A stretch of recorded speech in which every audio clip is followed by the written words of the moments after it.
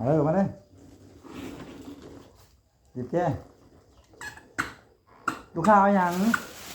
ลูกค้ากาแฟบ่กาแฟหาเขามีหลายอย่างเลยลูก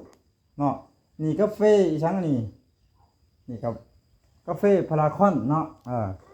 กาแฟกินแซ่บเลยนี่รสไข่กาแฟตัวนี้เนาะตัวนี้ก็อะม็อกซิลินกาแฟอีกเนาะกาแฟต้านเชื้อเนาะอีชั้งอีกอันนี้วะบอมแม็กคืออะไรวะคือยังมาบ่ฮู้น่าจะเป็นแบบละลายเสมหะเนาะบอมแม็กเนาะนี่ก็กาแฟกันเนาะลูกเนาะอันนี้คิดแม็ก IQ นี่ก็คืออีสังกินแต่แซ่บไงไหวฉลาดเนาะสิเนาะโอ้ตัวนี้กินปิดท้ายตอนนี้เดี๋ยวพอค่าเช็ดให้ตัวนี้ให้ก่อนเด้อ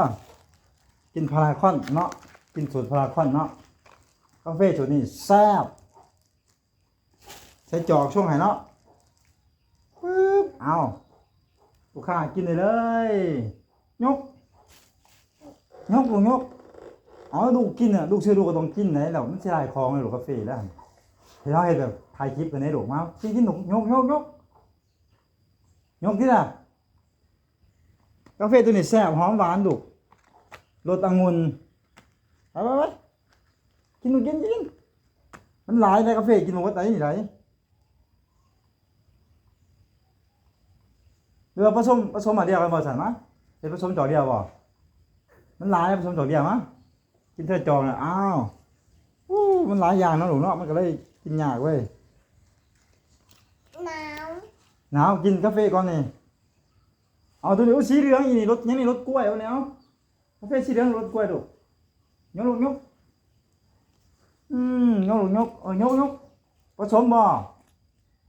ยกกินหน่อยยกกินหน่อยมันแซ่บฮะทำในกาแฟหาทำแซ่บไรนะลูกเนาะแซ่บบ่ลูกค้าแซ่บบ่แซ่บเอาอีกไหมตัวนี้เอากาแฟรสอะม็อกซิลินเนาะอันนี้กาแฟแบบต้านเชื้อเลยเนาะลูกเนาะตัวนี้เอาน้อยนึงเอาหลายเนาะตัวเนาะนี่รสนมอะม็อกซิลินรสนมลูกเอายกกินมันบ่ได้ฮ้อนบ่เป่าก็ได้ลูกอันนี้ก็คือกินใจตัวนี้ยกกาแฟรสนมมันแซ่บลูกกาแฟรสนมมันแซ่บแล้วลูกเด้อยกเด้อหลายอย่างเนาะกาแฟท่านมากินกาแฟท่านกินเนาะคนมีเงินเนาะมันที่ได้จะเอาไปจิ้มโลแจกจอพอเนาะอันนี้กาแฟรสโบแม็กก็คือแบบเขาละลายเสมหะละลายกี่เธอเนาะตัวนี้ก็กินดูนี่รสชั้นนี่มึงรู้รสเนี้ยมันนี่มันสีแดงมันสีฟ้าเนาะแซ่บตัวนี้ก็แซ่บตัวนี้หอมหวานหอมหวานตัวนี้ลูกปิดกองอยู่ไทยนี่ให้กินเถื่อนนี่โอ้กิน2เถื่อตัวนี้เนาะเสาแดงตัวนี้พวกกินเนาะตัวนี้เนาะให้กินเสาแดงตัวนี้เอาไปกินตอนนั้นจะกินเนาะแต่กินเนาะกันยกอีกสันยกกันแซ่บเด้มันวะอย่าทีมไม่ให้มันนั่นที่เดียวโอ้ยบ่จบปิดกล่องแล้วเดี๋ยวจะถ่ายเด้อตัวนี้สีดำๆคือรสกาแฟคือโกโก้เลยนี่แล้ววะยก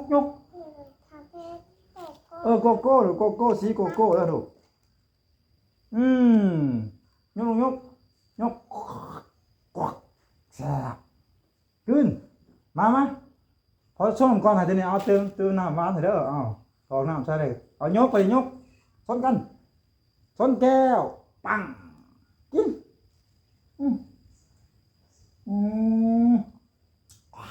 ว้าแซ่บหลายเด้อมันหนามาอุดหนุนใหม่เด้อ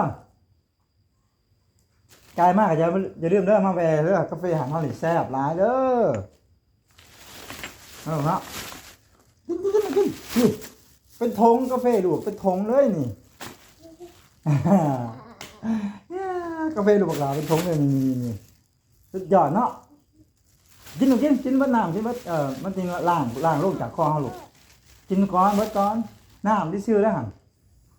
ยกมาชนกันดิมาชนกันเอาน้ำคือพวกกินลูกกินน้ำไม่ล้างกินน้ำลงพอวะนี่ลูกจะไปเรียกต่อเหรอ บ๊ายบายเถอะบ๊ายบายอ้าว ไป พอไปทำแล้วไปลูกอยู่สายวันนี้ 6 โมงถึง หาหัวยิงไปเออ